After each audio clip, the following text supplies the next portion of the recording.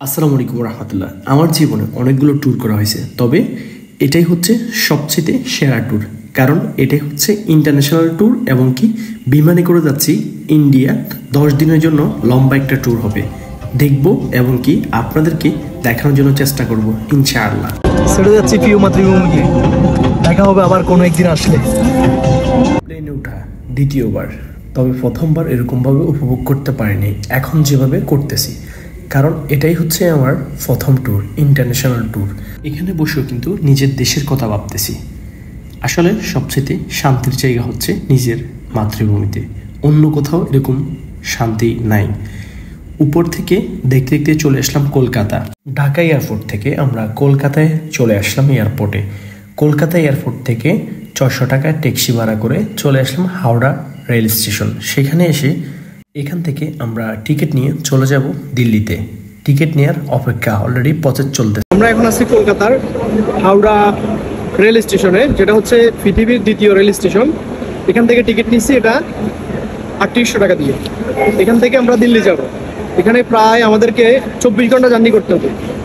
বিমান ভ্রমণ করলাম, সবকিছু মোটামুটি ভ্রমণ করা হয়ে গেছে, তবে লং জার্নিটা, এখানে লং একটা জার্নিও ভ্রমণ করতেছি। 24 ঘন্টা আমরা এই ট্রেনে থাকবো, ইনশাল্লাহ দেখা হচ্ছে।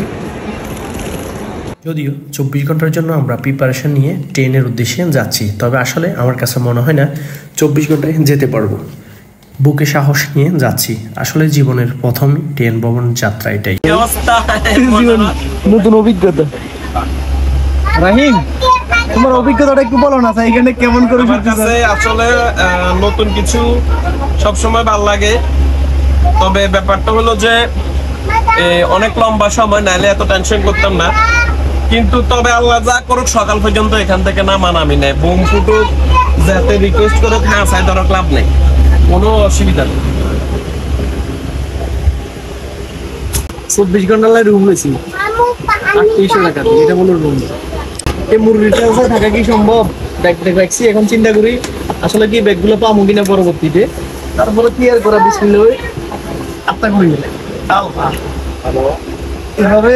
এখানে আরেকটা কোশ্চেন আমি দিতে চাই, 24 ঘন্টার জন্য শুয়ে ভাইয়া আরেকটা কথা বলি, আপনার সিটটার মধ্যে আমার আছে, সন্দেহ আছে। কেন? আমার মনে হয় আপনি নিজেও নামি দিতে পারেন, তবে শিওর না আর কি, আই ডোন্ট নো। আর তবে আপনি যেমনি যান ভাইয়া, কোনো লাভ হবে না, তা সাই ধরিয়া ভাইয়ার এখান থেকে নামাইতে পারতেন না, কারণ আমারটা শিওর সিট। আমিও শুয়েছি, বিসমিল্লাহ, পরটা পরে দেখা যাবে। ঠিক আছে, আল্লাহ আপনার সহায়ক হোক। কিছু বলতে চান আজকের দিনের সম্বন্ধে? নতুন অভিজ্ঞতা, যাই হওয়ার হয়েছে আলহামদুলিল্লাহ, নতুন অ্যাডভেঞ্চার হিসেবে নিলাম এটা। ভাইয়া আমাকে মতো সাইড দিলেও নিচে হইতেন না, কি লাটকা রাখবো। ঠিক আছে। সারাদিনের দৌড়াদৌড়ির পর ক্লান্ত হয়ে ঘুমিয়ে গেলাম। হঠাৎ করে ঘুম থেকে উঠে দেখি এভাবে বাচ্চাটা শুয়ে আছে। তখন নিজেকে সাহায্য করলাম যে এই পারলে আমিও পারবো। এর মধ্যে খাবার অর্ডার নিতে চলে আসছে। 24 ঘন্টার জন্য আমরা ট্রেনে উঠছিলাম হাওড়া রেল স্টেশন থেকে দিল্লি যাব। যাওয়ার পথে যখন 24 ঘন্টা থাকবো, তখন তো এখানে আর আসলে বাইরে হওয়ার কোনো সুযোগ নেই। 130 টাকা দিয়ে খাওয়ার অর্ডার করছিলাম আমরা, হচ্ছে আমাদের খাওয়ার। এখানে 2টা পরোটা আছে ছোট, এখানে অল্প একটু রাইস আছে, এখানে আলু আছে, এখানে মনে হয় মিষ্টি কিছু হবে, আর এখানে তো ডাউল দেখা যাচ্ছে, এখানে একটু সবজি আছে। জীবনে নতুন এক অভিজ্ঞতা সঞ্চয় করতে যাচ্ছি আর কি। দেখা যাক আসলে খাবারগুলো কেমন হয় বা কিরকম হয়, অবশ্যই জানাবো। দুপুরে খাবার খেয়ে একটা ঘুম দিলাম, ঘুম থেকে উঠলাম, রাতের বেলা গল্প করলাম, এর মধ্যে আবার ঘুমাইলাম। পরের দিন দেখি সকালবেলা খুব সুন্দর একটা রোদের আলো দেখা যাচ্ছে ঝিলমিলে করে।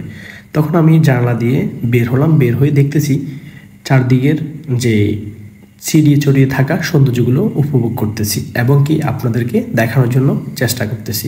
এটা হচ্ছে সকালবেলা। টানা 37 ঘন্টা ট্রেন জার্নি শেষ করে হাওড়া রেল স্টেশন থেকে দিল্লিতে চলে আসলাম। ইনশাল্লাহ এরপরে আমরা চারদিকে ঘুরবো।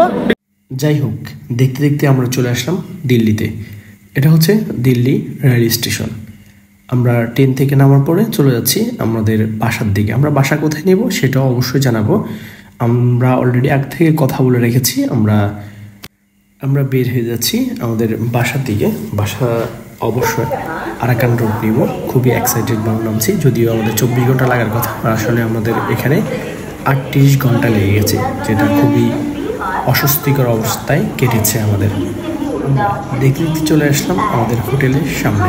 এটাই হচ্ছে আমাদের হোটেল। অলরেডি আমরা হোটেল বুকিং করে নিয়েছি।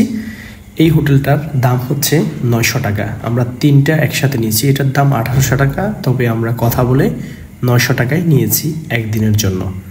একদিনে এখানে 900 টাকা হবে ভাড়া।